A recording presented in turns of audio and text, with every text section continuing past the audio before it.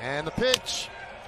Chopped slowly to second. Torrez there. And the Yankees are the American League East champions. They assure themselves a first-round bye. They assure themselves home field in their first series. They are part of the way there, another step in their journey toward a championship.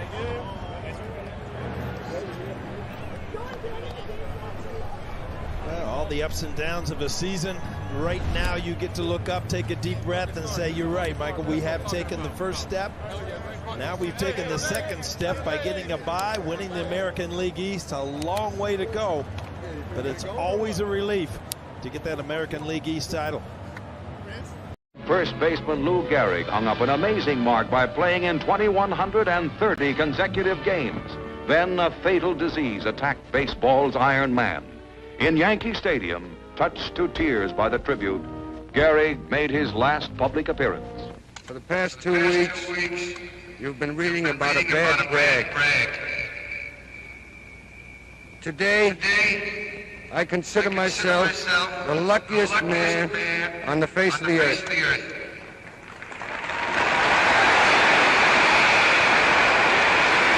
When you look around, wouldn't you consider it privilege to associate yourself with such a fine-looking man as is standing in uniform in this ballpark today? That I might.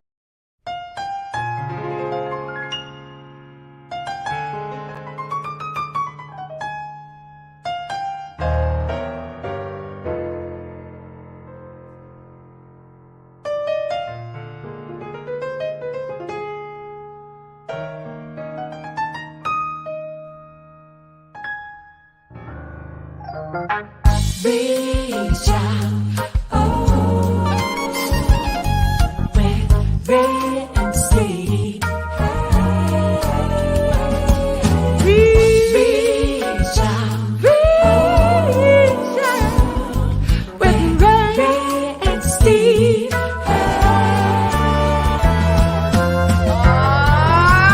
Take me out to the ball game. Take me out to the car.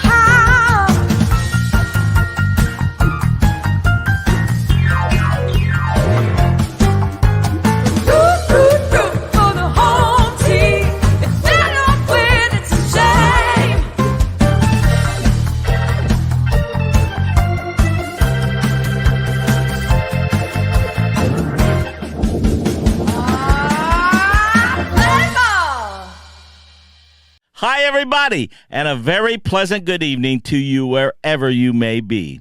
Welcome to Reach Out with Ray and Steve. This is the show where East meets West, where the Yankees meet the Dodgers, and baseball meets music. And then we all come together for community. All right, now it's time for Ray and Steve.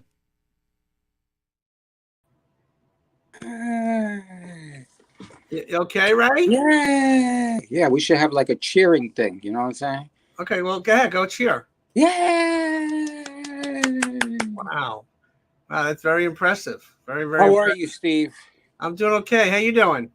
Well, both you and I have homes in Florida, and so I know I'm concerned. I know you're concerned, and what have you heard? Well, we're praying for Florida right now. And, one of our guests tonight, Kevin Kernan, is living in Florida, but he's in St. Augustine, which is North Florida. Right. And he's kind of near the borderline of Georgia. So he's okay. He's okay until midnight. But the people in Clearwater, Tampa, St. Petersburg, Fort Myers, Naples, they're getting hit hard right now. And now thoughts and prayers are with everybody there.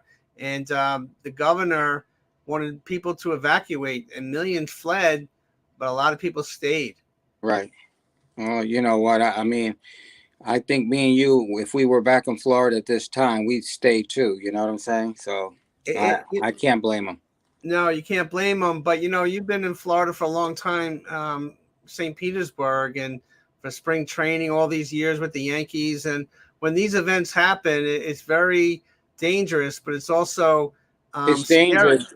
It's dangerous, but you don't want to leave your home. You know what I'm saying? And fortunately, you know, it hasn't gotten to that point where my life was at risk per se. But everybody's situation is different. You know what I'm saying? Everybody is different. That's right. And, you know, people in Puerto Rico have been suffering. A lot of people in the Caribbean islands. It's tropical hurricane season. I know there's a lot of efforts to support people. I know Roberto Alomar and Sandy Alomar Sr. are doing a lot of work in Puerto Rico to help those folks that have been affected. I mean, Robby's been so busy. I haven't been able to get him on the phone. So, I mean, I did speak to Sandy, and he told me he was doing good, and Robby was fine. So, as long as they're okay, I'm okay with it. There you go. This is Reach Out. Ray, Stephen, Robby Robinson. Robby's traveling up north. I think Frankie Valli's playing in Canada these days, and they've been on such a tour. And today we have the legendary sports writer Kevin Kernan is going to join us. We have some interviews with Jeff Nelson, Bucky Dent, Mike Torrez, Michael King, Hensley Meulens, and we have Dan Colón, who's a dear friend of ours, who's been stricken with ALS over the last couple of years, and that's why we showed Lou Gehrig's speech. And when you see Lou Gehrig to that point, because he's an icon, an international icon, but when you see that situation develop way back when, that's really the definition of pride of the Yankees, isn't it? Well, you know, I mean, it's, you know, you say that. Yesterday I went to visit. I did my yearly visit to Southampton and visit Lou Gehrig, or not Lou Gehrig, but actually visit Gary Cooper, who's always been a hero of mine, and his daughter is an extremely dear friend. And so I go there once a year and do my little prayer thing, and you know, so I think of Lou Gehrig while I'm out there, you know. Yeah, I mean, so many people have been afflicted with ALS. I mean, just some of these numbers. Check out these numbers. Every 90 minutes, someone is diagnosed or passes away from ALS. 90% of cases occur without a family history. Onset is between the ages of 40 and 70. Life expectancy is 2 to 4 years. And they say by 2040, ALS events and incidents will be predicted to increase worldwide to 70%. These are numbers that are really scary. And well, I was going to say, I lost a dear friend not too long ago, Neil Herbst, who was a Yankee bat boy with me. And, you know, that was a tough one, you know. Well, I mean, so you're right with those numbers, Steve. Very, very sad. And Dan Colón, who's become a dear friend of ours over the last couple of years, we're going to bring him onto the show if he's up to it. He's really been struggling, unfortunately, since the time we last saw him before the pandemic. There's Dan in the royal blue shirt sitting next to Ray and Gil Cosenza. Dan was a huge athlete, a great person. He is a great person. Since that picture, Ray, and these pictures, Dan Colón has lost about 100 pounds, and he's really challenged, but his spirit is so strong. And we've honored him on some of our performances, but his determination, his grit, his love for people, his love for family, and love for God. His love of the game. And the love of the game. And we have a little video of Dan. When he first was stricken, he felt a little something different. He doubled playing baseball or softball. And let's check out this little video, and let's see Dan Colón at the plate a couple years back.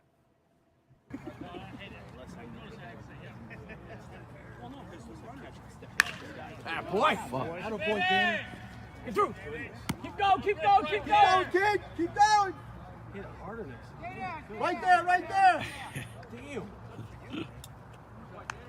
Way to go, Danny. That's win. I got it,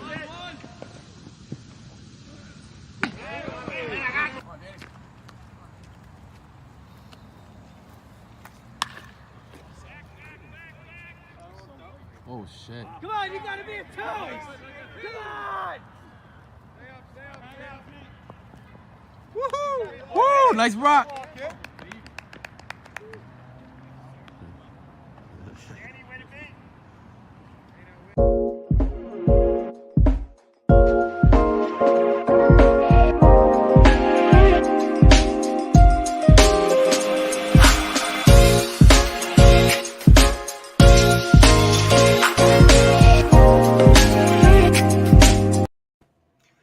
You know, when you see those videos, we played a little longer than we usually do because baseball, he's an athlete through and through his entire life, and to be stricken with ALS, it's heartbreaking.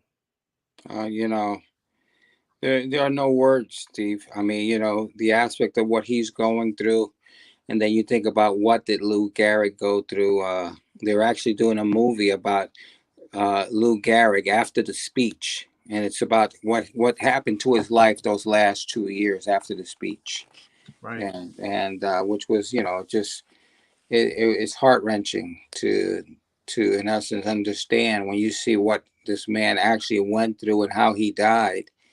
The pain of what these people go through is frightening. Right. Now, you've been in touch with so many people for over 50 years in the Yankee world, at the stadium, in the community, in all walks of life. And I think that what appeals to me the most about you, what I love about you, is that you make memories for people. You make memories from who they are as a person.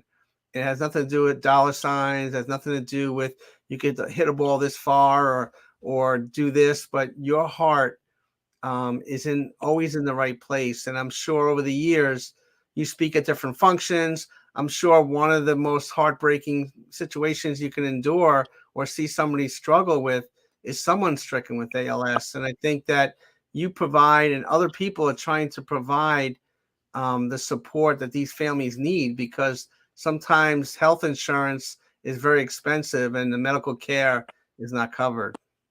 And Steve, and the thing about it is, like in the, you know, it's just nobody cares enough, Steve. Nobody cares enough, and that within itself is frightening, because suppose it was you that was going through that. You know what I'm saying, Steve? Mm-hmm. And every time that I have to do so, that not that I have to, but that when I do something for people, is because I'm always thinking, you know what, I want for someone to be there for me if something like this happened to me. And you know, you just, Steve, life is too short, and you got to go out and do everything that you can for people while you can, because you still got to deal with meeting your maker. And did you do all the right things? Right. Do you get frustrated at the end of the day that, I mean, despite what you do or other people do, the good things, that, you know what, it's not enough because there's so many people that are challenged and struggling? I would imagine, I know myself, I always look at the things that I can't do or haven't been able to do because there's so many challenging situations out there. Steve, I don't know how to answer that, you know, because you know the frustrations that you and I have gone through with dealing with people and trying to help people, and being challenged because we do help people. You know what I'm saying? And it sucks. Right. You know, it sucks. You know, just, you know, people have no idea what we have gone through. And hey, in the time that me and you have been together, which is probably 5 years now, and you know, we've gone through a lot of pain, and people like to talk behind our backs, and people don't know you. They don't know everything that you're going through. I mean, you know, it's frustrating, Steve. It really is. Well, you know, every time we do this show, I really love the intro that Robbie Robinson and Sarah Nimitz put together, because it reminds us, you know, the pandemic. It reminds us of those grassroots efforts that we made, but also to working with other community supports to help people. And I think at the end of the day, that's what it's all about. I mean, Yeah, but Steve, could I tell you something? Sure. That's fine and dandy. It's cute. But Steve, we've been doing this for a long time, Steve. Right. Okay, we've been out in the streets for a long time, and you know what? And it's become a part of our DNA, and we're always going to do that because that's what we have to do. And remember carefully, Steve. Remember how I used to get mad sometimes because on a certain day, Steve, what are we doing tomorrow? Well, tomorrow we don't have anything. You know why? Right. You know what I'm saying? Why? Remember, I used to get upset. Why? Because Right. I just feel that every day we're supposed to do something. And you know that, Steve. We've had this conversation, you Yeah. know? I think one of the moments that always stick with me of the work that we did was at the beginning of the pandemic. We had a couple of boxes of food and medical supplies, and we were in the Bronx and outside a shelter, and we only had a limited supply. We drove by, we opened up the car, and there must have been hundreds and hundreds of people that kind of came around our car and took the Attacked. things within seconds. Attacked. We were literally attacked Right. because the people were very, very hungry. Right. And it wasn't even that they were hungry, it's that they were scared because they didn't know if they were going to be able to eat that night. Exactly. You know what I'm saying? And it was like, you know, all bets are off. If you got something, I'm taking it. You That's know? right. And I wasn't mad. I was sad. I was sad because why did it get to this point? Why did that happen? Why were the people there in the Bronx starving? You know, that's what I felt that day. Yeah. Yeah. Well, yeah, I can only imagine. Now, before we bring Kernan on, you have been able to connect with so many different people, and we have a couple of short little interviews that you did with some folks, and we want to share that. We're going to go one by one. And the first one I want to highlight is Mike Torrez and Bucky Dent. And we're going to highlight them first because obviously they're Yankee history, and they were teammates. And but also Mike Torrez gave up that big gopher ball to Bucky Dent back in '78 when they came all the way back 14 and a half games behind the Red Sox. But when you talk about Mike Torrez and Bucky Dent, what do they mean to you? Well, you know, Mike Torrez, I used to keep his little black book when we were on the road. And one time when we would go, I didn't go on one particular trip. And so his wife found a little black book and she divorced him right after that. So that's what Mike Torrez means to me. Okay.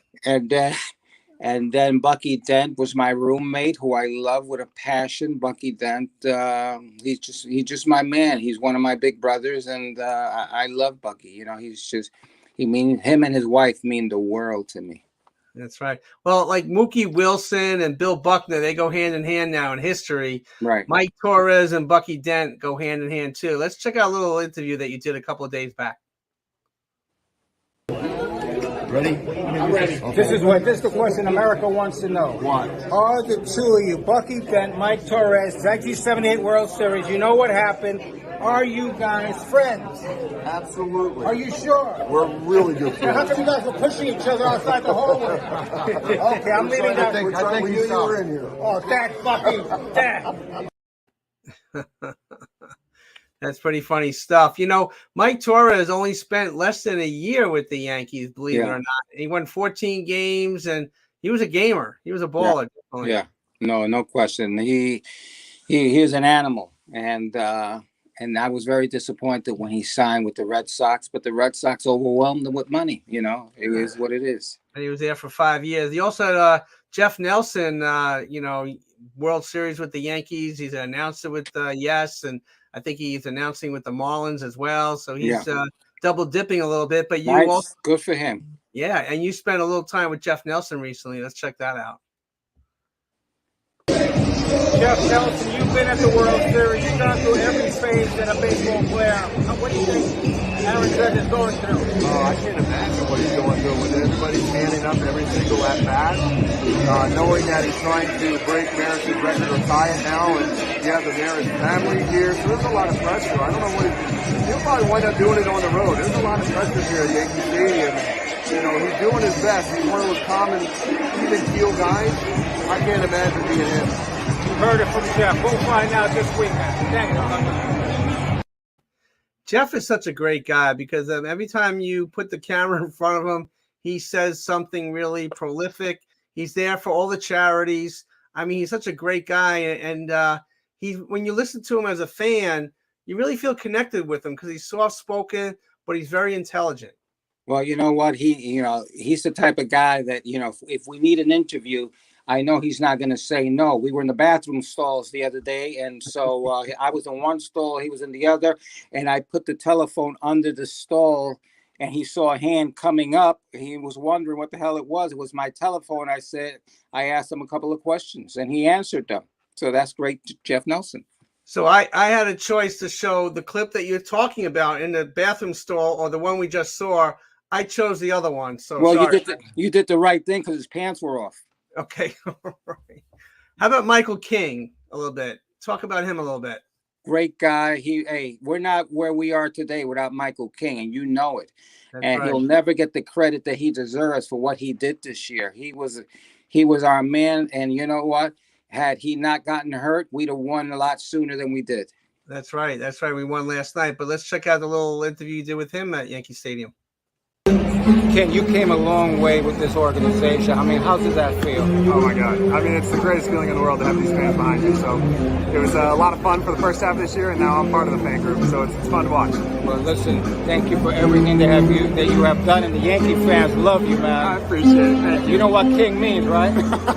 Okay? And Ray means King, so we're related. That is true. Thank you, brother. No problem. You know, Ray, this reminds me of, you remember the Batman series, Yeah. Adam West and Yeah. Burt Ward. Remember when they climbed up the side of the building? Sure, and they pop out the window.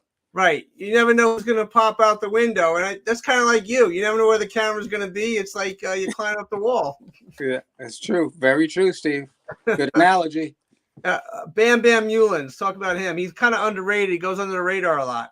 Hey, you know what? We're very lucky to have him because in the world of the analytics, he's a guy that without the analytics won 3 world championships as the hitting coach for the San Francisco Giants. So we don't know behind the scenes what he is or is not doing. Because I've known him since he was a teenager. When he was a teenager, he stayed at my house with my mom and dad, and we had him for the first couple of weeks. And so I mean, I love Bam Bam, and I'm glad he's there because I personally know that he's doing the right thing by those hitters. Wow, we did a little interview with him. Let's check that out. Bam Bam, I mean, we appreciate everything that you have done. I mean, how's it feel to be back with the Yankees? Feels great. I mean, what can I say? We clinched a playoff spot. We're going for the division, and ultimately going for the big trophy, number 28, baby. Hey, I love the kid, Cabrera. Tell me a little bit about him. Well, he's a fearless kid. He comes up, never played the outfield really. He's playing a heck of the outfield. He's throwing everybody out. He's the team in assists already. Playing the outfield. He's played multiple positions, shortstop, third base, he played first base. He's never plays first base, so he's learning on the job here in the major league level. You're a 3-time world champion. Can this team do it? This team can definitely do it, and we're getting healthy, and we're playing good baseball at the right time. So this way, you want to play good baseball, going into the postseason, and so win 11 games in the postseason. A Steinbrenner favorite, okay? A Steinbrenner favorite right over here. Why was he a Steinbrenner favorite?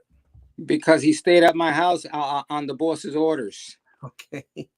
The boss said he's staying. You're going to watch him. You're going to make sure he doesn't go out in the streets. I don't want any problems with the young man. He's going to be the next big guy. That's great. That's great. Well, I look forward to these little interviews that you do. It just brings us behind the scenes that you might not see on mainstream TV, and that's what we try to provide and reach out. We're on BronxNet, Cablevision, on radio, so we're trying to get the word out, but also all the great things that are being done in the Yankee world, but also what needed to be done. And if you had to look back over your career, Ray, and who was one of your favorite sports writers over the years? Kevin Kernan, man. What are you, crazy?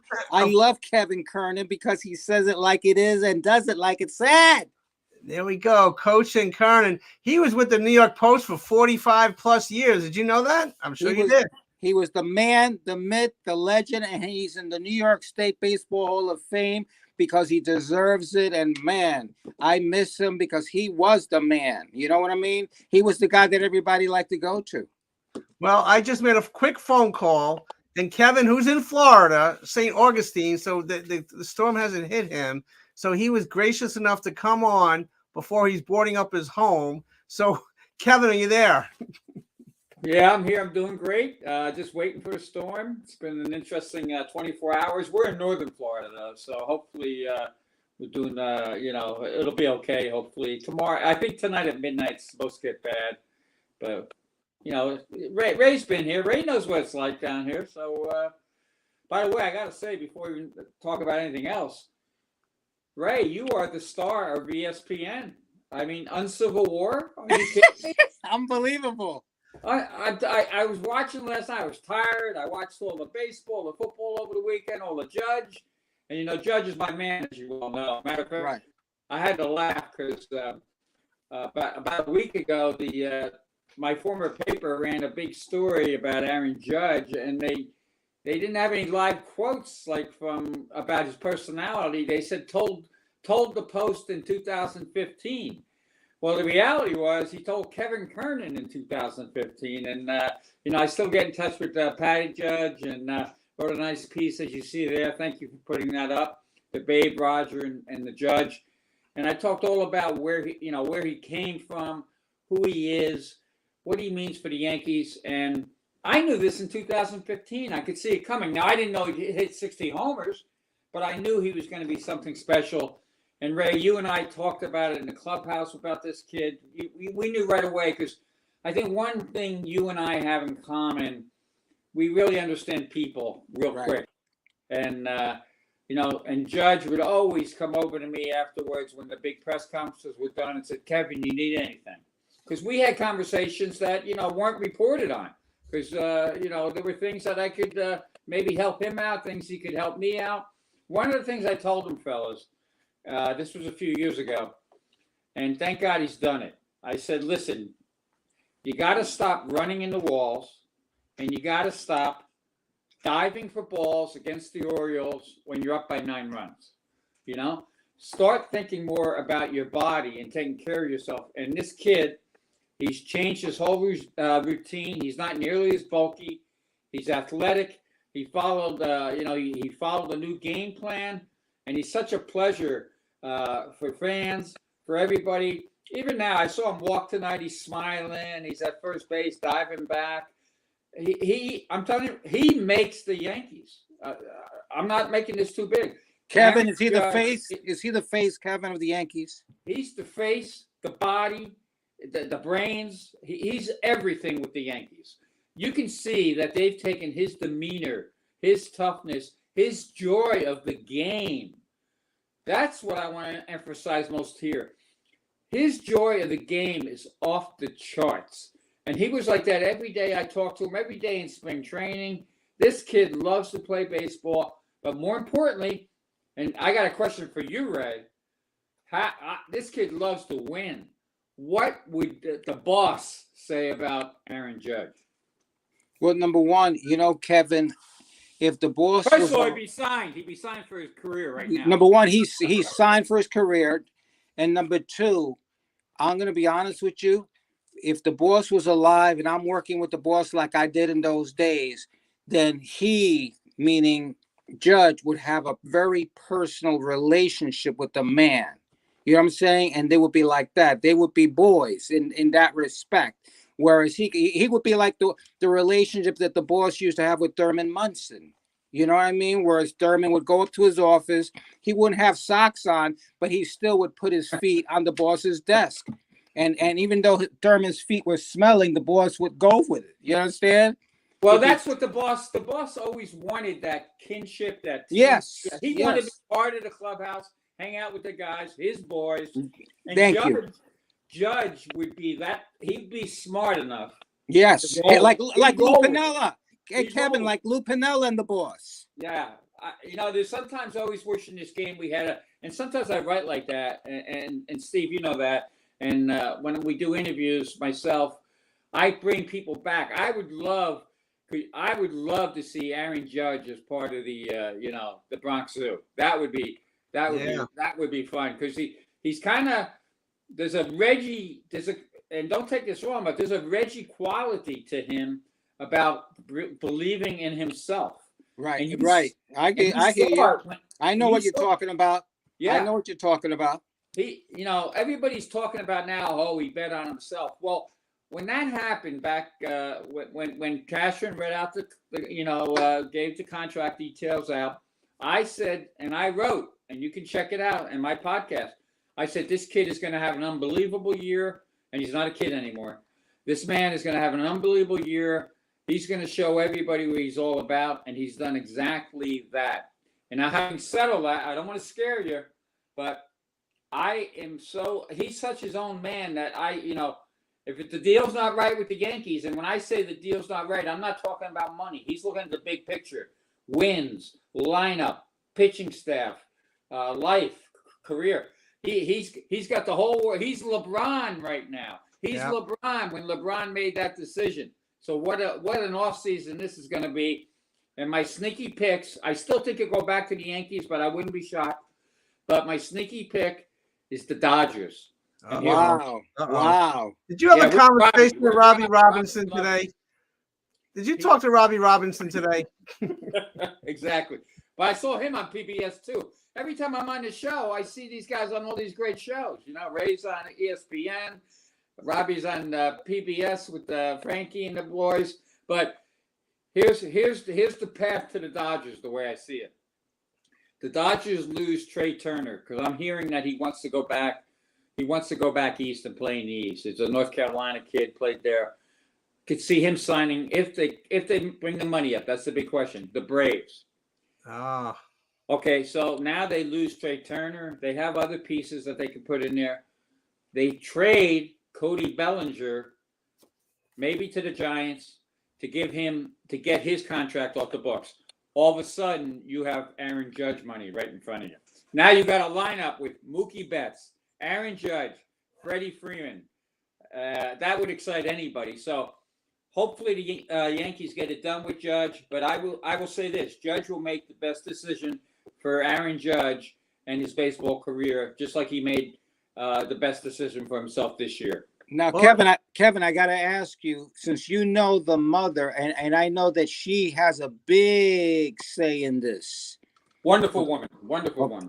So what will she suggest to him?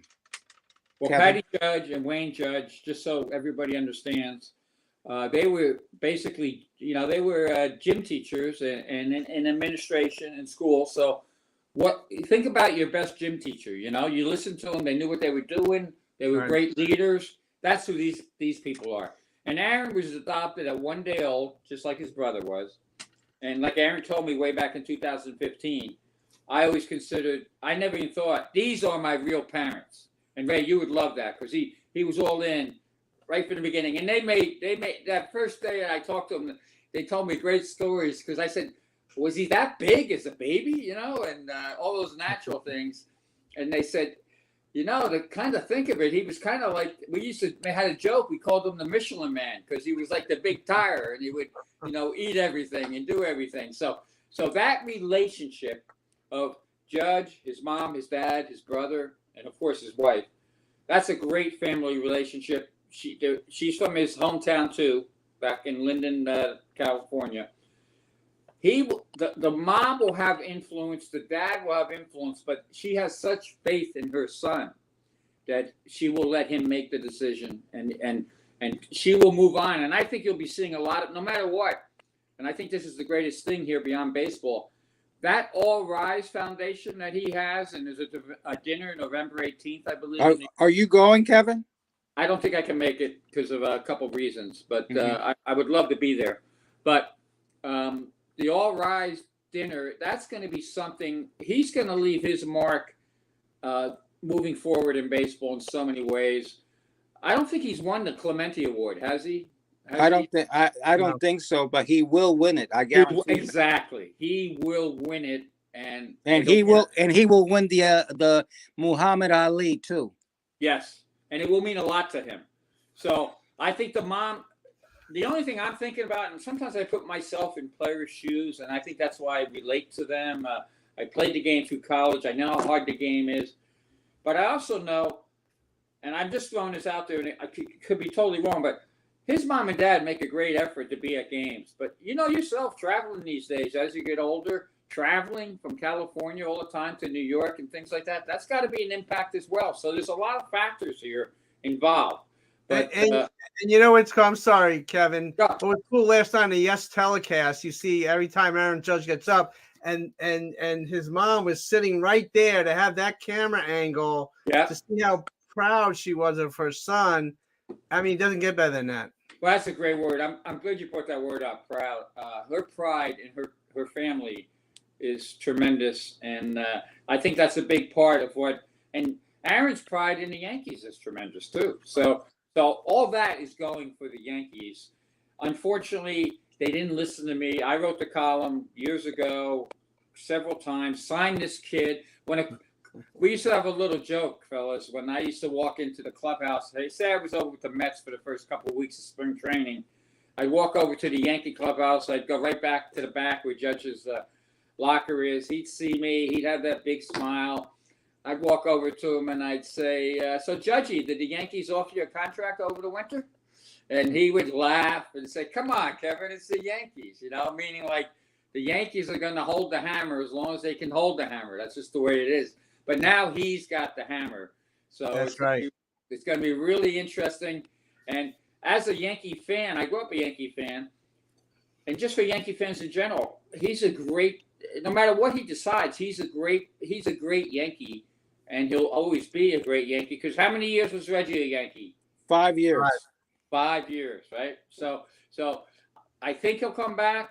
If the Yankees win the World Series, it's going to be in his. I think that's the best thing that could happen to the Yankees, simply because knowing the competitor that Aaron Judge is, knowing the money's going to be there from anybody, the chance to win back-to-back championships for him, that would be off the charts. That's the best thing the Yankees have going for them. Kevin, here's the thing. I honestly believe if the Yankees win the World Championship, it will be easier to let Judge go than if they don't win. They may say that, but the reality of that situation will be very difficult. Right. Difficult either way, but easier if they win a World Championship. But if you think about it, Ray, the only thing that separates them from having Aaron Judge the rest of his career then would be money. Now, if Judge makes the decision, and we're all human beings, if he makes the decision, you know what? I want to be closer to home. I've always been a Giants fan. I thought his comments on Barry Bonds were very interesting, simply because he looks at Bonds as the real home run leader, simply because of the numbers in the record book, 73. Now, I also talked to the Maris family recently. I talked to Kevin Maris, Roger. 98, I ran around the country with the Maris family, just like now. If I was with the Post, I'd still be probably up there or whatever, running around. But you can see, too, when you talk about, there you go, when you talk about Patty Judge, you can see how she's already quickly bonded with Roger Maris Jr., how they were sitting there and chit-chat. Yeah. It wasn't like there was anything forced about it. There was a friendship there. And in many ways, and they've been very kind to Aaron Judge. They've told me that their dad, Roger Maris, would love Aaron Judge, the way he plays the game, the way he approaches the game. And you can see that I think this is good for the Yankees too, because I think she's getting a new education in the history of the Yankees as well through this whole process. No doubt. And Kevin, I want to two things I want to bring up. You know what, Steve? Publicly, I'm gonna say this, Kevin. If you get a chance, I have not met Patty Judge. I've seen her at the ballpark, but I have not met her, and I would love for you to, in essence, say Randy Levine's assistant, Ray Negron, and you could tell her who I am. Would love to just be able to say hello to her and meet her. Absolutely, because I think she would be excited too, because of all the things, and you guys just went over it. The things that you do for the community have always been off the charts. And I know it's frustrating and hard and this and that and difficult. That's what people don't understand. There's a certain segment of people in this world, and we may work for them, because I've been there too. They just love to put speed bumps in front of you. Right. They love to put speed bumps. And Thank you, Kevin. Thank you. Some like of them that. even Right. some of them even go further. You know, my dad was a cop, Ray, and my brother too. They know how to roll out that thing that kills the tires. You know, so you gotta go through the speed bumps, go over everything, and do what's best in the big picture for you and God, and we all move forward. And that's why I think Patty would really enjoy, some of the things you've done with the Yankee community, the relationships you have. But having said all that, I also don't want you to stop with your, I kind of call them the man on the street interviews, the man on the Yankee street. Right. Because you always wind up with these guys. Right. And Jeff Nelson, you described it perfectly. Class act. Jeff, I love Jeff whenever I deal. And because I'm in Florida, I listen to a lot of Marlins games when he's on pre or post. We're doing a game. This guy, man, Yes Network should dig deeper and get him. He is tremendous. Absolutely right. I learned. No doubt. This is reach outside, Kevin. I think I know everything in baseball, but I learned from Jeff Nelson. Wow. Yeah, no doubt. We're going to go into the Mets Braves series coming up real quick. But Kevin, you wrote something. This season is the ultimate reminder that baseball numbers are important, but it is the heart and soul of the player that makes all the difference. That really hit home when I read that the other day. So important. And I've been thinking about that in many ways. And I want to take it back to Judge simply because he does it the right way. If every player would just emulate Judge, you can look at your iPad, right? You can go back after you're at bat. You go look at your iPad. You can check it out, look at the things you want. But you know what you also need to do? You need to look in your teammates' eyes. You need to have that connection of winning and playing for each other. And that's what I'm seeing a little bit of the Yankees now doing. And I'm kind of excited about that. Even tonight, I think they have Rizzo managing, which is kind of fun. That always loosens it up. And I think it's always going to come down to pitching. Of course, we all know that. We've been there many times, and they need their ace to be an ace come October. But I think if you play the game with your heart as well as your soul, you're gonna be successful. Because right now we're dealing with a whole legion of teams that only know data. They don't know what's inside a player. And we see it time and time again. And usually the teams that make it to the pretty far into the playoffs, they have development people. They have people who understand the game of baseball. Even the Rays. I don't want to hear any more about the Rays are just about nerds. The Rays they have great development people. And you know what they do? They pay them. They stay there for many years. You saw Chaim Bloom go up to the Red Sox. That's another advantage too. Chaim Bloom, in my book, has really hurt the Red Sox for the future with some of the moves he's made, and they've created a path for the Yankees to make it easier for year after year to get to the playoffs because of the Red Sox. All you had to see was look how the Red Sox play defense in the outfield. And another great interview you just had with Bam Bam talking about Cabrera. Look what that kid has done. Wherever you put him, he plays hard. So what do I always say about teams? You need an infusion of youth at the end. That's the problem with the Yankees in the past. They weren't doing that. Cabrera, it gets kind of freaky because he comes up because of injuries. But all of a sudden they realize, you know what he is? He's a baseball player. The Yankees need a few more baseball players. Him being a baseball player, doing whatever he's got to do. A lot of it is, he does by instinct, which is great to see. All of a sudden, Donaldson steps up his game. All of a sudden, Glaber, the key to that lineup is Glaber. Glaber is not pulling his head out now and taking those wacky swings. He's staying up the middle. It's really, that's what's so great about baseball. It's so fascinating to see how it developed from an analytical standpoint, but also from a heart and soul standpoint. And right now, the Yankees have a good heart and soul working, and it'll go as far as their pitcher takes them. Let's switch gears a little bit. In 2006, you wrote a book about the Mets, and they have a big series coming up against the Braves. Yeah.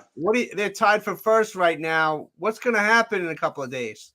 Well, that book should have done better if the Mets had just hung in there a little more, to be quite frank, because that was quite a team. They had some good things on. I'm going to throw a stat at you, and I'm not a stat freak, but this is interesting. The Mets have had 19 sacrifice bunts this year under Buck Showalter. 19. So that tells you old school is working with data, which is nice. You know how many the Braves have had?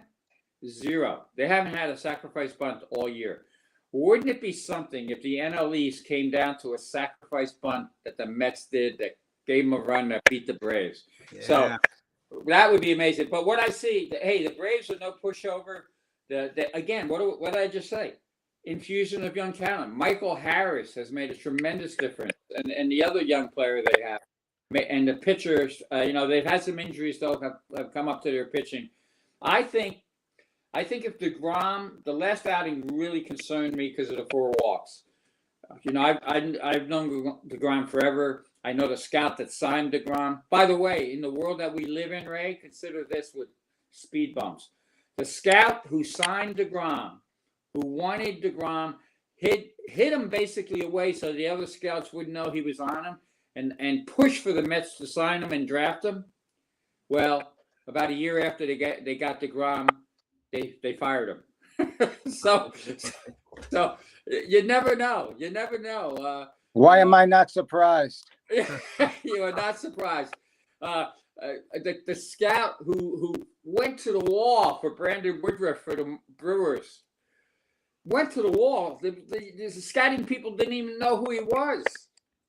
They fired him about a year ago. So you can't get discouraged. But the Mets and the Braves, I think, are going to be a great run, great show at the end. I really do think the Mets are going to pull it out simply because of Scherzer, and DeGrom will find himself. And the Mets, what they have to do though, they got to get back to really having disciplined at bats, and they're chasing too much. It's really that simple. But I think they're feeling the pressure a little bit. They need some Aaron Judge type at bats. Well, exactly. He's walked 5 straight times, I believe, now as we're speaking. Well, Pete Alonso's doing fairly well recently now too, so he's picking him up big time. Well, Alonso, he's another one of my favorites, and next, here's when you're around the Yankees next time you're around, Ray, or if you can get him on your show, ask Harrison Bader about Pete Alonso. Mm-hmm. They were teammates over at Florida. So he tells maybe one of the funniest stories I've ever heard about Pete Alonso. Pete always wanted to get extra hitting. So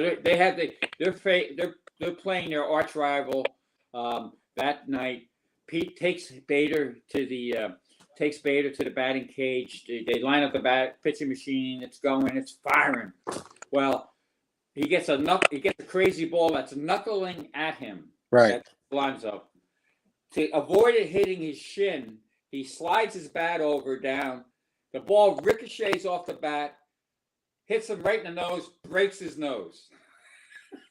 And Harrison Bader, being a typical baseball teammate, he doesn't run for the ice and all that stuff.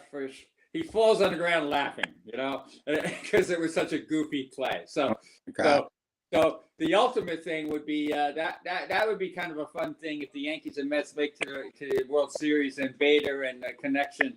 That would be a fun thing to do. But Alonso, people forget too. One other point I want to make about Alonso this year, he was in that terrible accident in spring training. That car, I think that left some. There's some issues there. If not physical, I'm talking about mental. So he's had to overcome a lot this year. He's much like Judge in that he's a hitter first before a slugger, even more so maybe in some ways because he'll hit it the other way and things like that. So it'd be nice to have him a little help, but I think the Mets are going to. I really do believe the Mets are going to straighten out. And I think the Dodgers are vulnerable. Their pitching is a little weaker. They have some issues. So I don't think it's out of the question a Mets-Yankees World Series this year. Kevin, just one favor. Do not let Pete Alonso dance anymore. I hate his dancing. Please. Yeah. It was embarrassing. I think Harrison Bader would agree with you on that thing. Right, Ray, why don't you teach him how to dance? No, he doesn't know how to do the mambo. Okay. But the Mets, they need to get a little more from their catching too, and we'll see where that goes. And I don't know how well you know Edwin Diaz, great kid. I'm happy for him because he's turned it around. He turned it around, but he's also, and this is very important, guys, and Ray knows this for a fact. Bad game, lose a game. I remember one in LA a few years ago. This guy waits at his locker for you. He waits for the media. He doesn't back. He doesn't run and hide. He's a leader, and he's got a great sense of humor. I remember probably in 2020 spring training, it might have been before the shutdown. The Chick-fil-A in Port St. Lucie is always pretty packed. I happen to be behind his vehicle, so he got a box of Chick-fil-A nuggets, the biggest box I've ever seen. So next day we get to the official press conference, and everybody takes him way too seriously. I never did. I always try to loosen the guys up a little bit. So everybody's asking all these Edwin Diaz questions about bouncing back and this and that, which is fine. But I go, Edwin, what's the deal with that big box of Chick-fil-A chicken nuggets or whatever they're called, chicken fingers? He started laughing. And he started talking about, oh, my son was with me. He loves chicken fingers. We got him. So you know what? Never forget that these guys are human beings, ball players, fun to be around, and and let them relax and play the game. And hopefully that's where the Mets and Yankees both wind up. We're a relaxed team playing the game. They go where the talent takes them. Rick, real quick, Kevin, did you like the documentary, The Uncivil War, Yankees-Dodgers? Loved it, Ray, and I wasn't kidding. You made the documentary because you brought passion. You were the time machine. You brought Reggie to the future in the back, and all that. And like Billy said, I think it was the best line in there. You were the only guy who was friends with Billy and Reggie that had a relationship with both. And knowing Reggie so well, I've had Reggie blow me off many times. I've gotten it after Reggie a few times. We've had our fun, but I really appreciate the guy's incredible knowledge about life and baseball and Reggie being Reggie, So that documentary, Uncivil War, I think it's called, about I think Kevin, we have a 10-second clip. I'm gonna see if we can play that real quick. I don't know if we have it. Let's put that in there. Greatest exhibition I have ever seen to this date. These were line drives that were hitting the back wall. And I said, I just hope I don't leave it here. There you go. Ray, one last question for you, because I know you guys got to run, but I like to ask the questions too. And don't forget, I have a great podcast called Coach and Kernan. Yes. It's on 5 days a week, and now we got Jeff Fryer in it. We got different people in it. I had Daniel Dowd on the other day. Nice. Great interview. But with Reggie was all heart, wasn't he? When you really cut through everything else, this was a slugger who wore his heart on his sleeve, and people never really understood that. Extremely passionate, knew the game as good as anybody. Him and Munson were the two geniuses when it came to baseball, from the standpoint of being baseball players. And he loved it. He loved being Reggie Jackson, but he loved being a Yankee, but he loved being a Major League Baseball player. And he really did in the end. Him and Thurman were tight. They were very good friends. They were very good friends. Diana told me that, yeah. And and basically, I think because of him coming in where Reggie was Thurman was the established star, there was that natural friction. And don't forget too, the media was a lot different back then, man. Henry Hecht and the boys, they dug it, they stirred it up. They were renegades, those guys. 30 seconds or less, Kevin. Who's the real home run king? I'm telling you right now. I know Barry's going to hate this, but I got to go with the guys that don't put stuff in their bodies. Okay. 4 freaky years. So, to me, it's right now it's Roger Maris, but it could soon be Aaron Judge. Okay.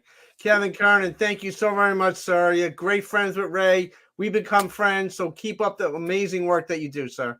Yeah, and keep up the great job you got. Your show is so different. It's so much fun. Take care. Thank you, brother. Thank you. Kevin Kernan. Legend. Hall of Famer. That's right. Ray, we only have a few minutes left. Robbie's not on the show, but he's been pretty busy. I think he's flying around with Frankie Valli and the boys and doing his thing. He's got a big show in Illinois coming up October 7th and October 8th in Litchfield. And Sarah Nimitz is going to be there. Chris Montez, Steve Tomei, Andre Hammond, and so many great other musicians are going to be there. His brother, his family. He never stops. Well, he loves it. He loves it. Period. That's all. Robbie Robinson will be like Frankie Valli. He will be performing until he's 99. I thought for one show we were going to hear that we weren't going to hear Aaron Judge is going to wind up the Dodgers, and Kevin Kernan says he's going to wind up the Dodgers. Maybe I can't wait for. It'll be exciting to hear what Robbie thinks of this show after he watches it. That's right. That's right. But I think we have a little clip of Robbie and the work that he's doing recently with Frankie Valli and the amazing stuff. And Ray, another great show. One day we'll be in the same studio together again. Hopefully. Take it easy and come on into the studio. I'm waiting for you. That's right. God bless everybody in Florida and Puerto Rico. Be well, be safe. Our thoughts and prayers are with you. Let's check out this video clip to end our show.